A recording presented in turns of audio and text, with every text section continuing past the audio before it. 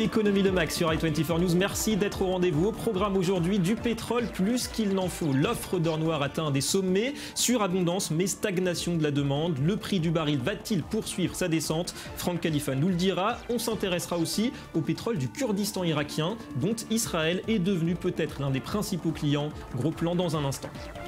Et puis plage, jet ski et hôtels haut de gamme. Vous êtes bien en Ukraine, loin de la crise, de la guerre, de la récession. De très nombreux Ukrainiens privés de la Crimée ont opté pour des vacances de luxe à Odessa. 300 € la nuitée dans un pays où le salaire moyen est de 170 € par mois. Quelques explications tout à l'heure. Voilà pour le sommaire, soyez les bienvenus. Avant d'y revenir, le point quotidien sur l'actu éco qui va ressembler aujourd'hui forcément à un tour du monde des places financières puisque la dégringolade se poursuit à Shanghai. Après avoir connu sa plus forte chute en 8 ans hier, l'indice composite n'a pas fait bien mieux ce mardi, moins 7,63% à la clôture. La bourse chinoise est désormais en dessous de son niveau de fin 2014. Les autorités semblent prises au dépourvu et les investisseurs pris de panique continuent à vendre coûte que coûte. Je vois cela comme le présage d'une crise financière mondiale qui touchera non seulement le marché boursier chinois, mais aussi l'Europe et les États-Unis, où les bourses ont beaucoup baissé hier. C'est du sérieux, je ne suis pas optimiste quant à l'avenir du marché. Nous, petits investisseurs, ne pouvons pas faire une aussi lourde chute. Ce n'est pas juste que le gouvernement ne sauve pas le marché. D'autres marchés ont été sauvés, mais la Chine ne le fait pas. Réaction tout de même de Pékin qui baisse aujourd'hui ses principaux taux d'intérêt et réduit aussi les taux de réserve obligatoire pour les banques pour la deuxième fois en 2 mois. Alors les autres grands marchés asiatiques se sont quelque peu repris ce mardi. Malgré tout, le Nikkei à Tokyo perdait encore près de 4% en clôture. La bourse nippone semble être la plus exposée dans la région à la menace chinoise. Chine et Japon sont liés de très près en termes d'importation et d'exportation, ce qui signifie que nous devons prendre des mesures appropriées à cette situation.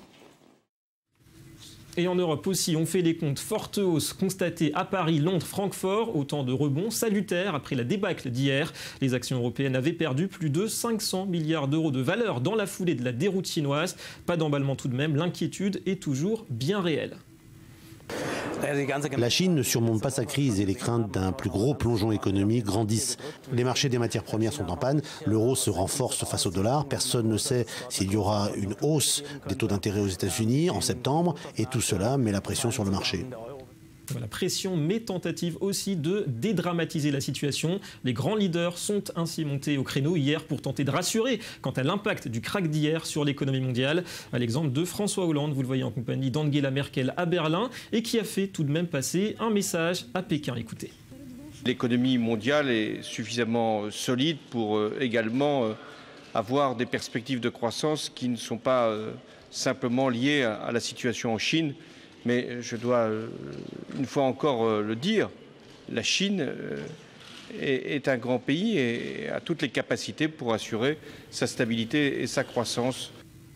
Un mot aussi du reste du monde, l'Afrique d'abord, avec le rand sud-africain qui a atteint hier son plus bas niveau face au dollar et à l'euro, dans un contexte difficile, on en parlait hier pour les devises émergentes, avec notamment la baisse des cours des matières premières. Même tendance baissière pour les monnaies brésiliennes et mexicaines, les deux plus fortes en Amérique latine, fragilisées là aussi par les turbulences en Extrême-Orient. Et puis aux États-Unis, il n'y a pas que les malheurs de Wall Street qui préoccupent. Moins 3% hier pour le Dow Jones. Mais Barack Obama, de retour de vacances, a préféré plaider hier à Las Vegas pour la cause des énergies renouvelables. Elles ne pèsent encore que 13% de la production d'électricité du pays, loin derrière le charbon, le gaz naturel ou le nucléaire. Nous ne faisons pas cela uniquement parce que c'est bien pour l'environnement. Il faut des ouvriers pour installer toutes ces nouvelles capacités. Et l'an dernier, les créations d'emplois dans l'industrie solaire ont été 10 fois plus rapides que pour le reste de l'économie. Google est le plus grand acheteur privé d'énergie renouvelable au monde. Apple et Casco sont juste derrière. Mais ce n'est pas seulement de l'altruisme. Ils le font parce que cela leur permet de faire de grosses économies. Et cela apporte beaucoup aux collectivités locales.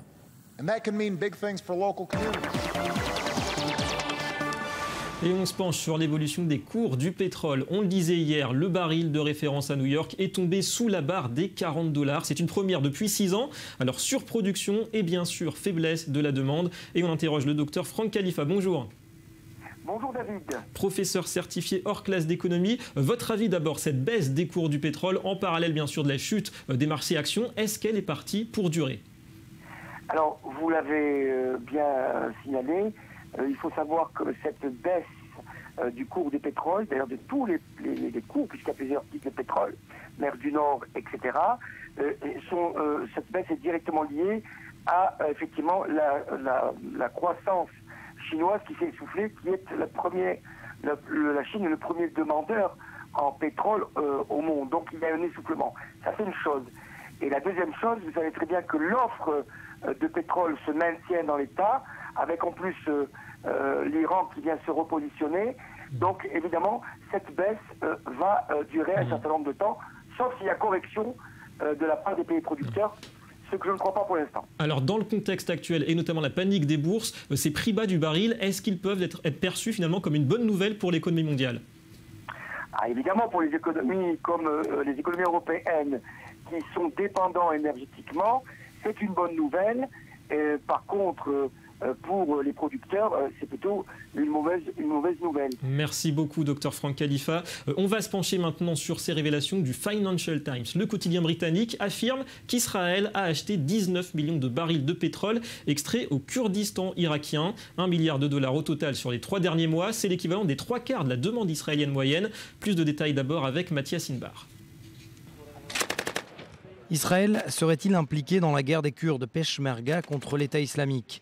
Indirectement, rapporte le quotidien britannique The Financial Times, qui, chiffre à l'appui, évoque la somme astronomique d'1 milliard de dollars d'importation de pétrole de la région kurde semi-autonome de l'Irak au cours des derniers mois. Cela correspondrait à 19 millions de barils de pétrole achetés par Israël entre les mois de mai et août. Le ratio est alors simple, sachant que la consommation moyenne est de 240 000 barils par jour en Israël. Le pays aurait acheté aux Kurdes environ 5 millions de barils par mois, soit 70% de sa demande globale. Les réactions de chaque côté n'ont pas tardé. Le gouvernement régional du Kurdistan a nié la vente de pétrole directement ou indirectement à Israël. La région du Kurdistan autonome possédant sa propre CPN, Compagnie nationale pétrolière, depuis décembre 2014, elle est autorisée par le pouvoir à Bagdad à exporter légalement et donc placer ses barils sur le marché international de l'or noir, à hauteur d'environ 550 000 barils par jour. Le pouvoir kurde autonome estime de plus ne pas savoir la destination de ces barils à partir du moment où ces derniers sont livrés à des intermédiaires. À Jérusalem, le gouvernement se passe de tout commentaire. Une source proche du dossier nous a toutefois confirmé qu'Israël était en contact permanent avec les Kurdes, mais que le pays avait d'autres contrats commerciaux avec l'Azerbaïdjan, la Russie et certains pays d'Amérique latine. Selon la presse grecque, un pétrolier kurde irakien, le United Kavlarta, avait accosté en février 2015 dans le port d'Ashkelon avec 1 million de barils de pétrole brut à bord. Ouais, situation étonnante, le Kurdistan irakien qui serait donc le principal fournisseur en or noir d'Israël. On va tenter d'y voir plus clair avec justement Mathias Inbar. Bonjour Mathias. Bonjour David. Journaliste à i24 News et donc l'auteur de ce sujet. Mathias, d'abord quelques précisions sur vos sources d'information. On sait qu'on parle d'un sujet sensible, peut-être pas secret mais au moins discret encore aujourd'hui. Écoutez, sensible pour le Kurdistan et surtout sensible pour Israël. Sensible pour Israël, j'ai eu les pires difficultés à avoir les principales informations. La source dont je parle est un officiel qui travaille dans le domaine du pétrole mais qui ne dévoile finalement pas trop d'informations parce que ces informations sont sensibles.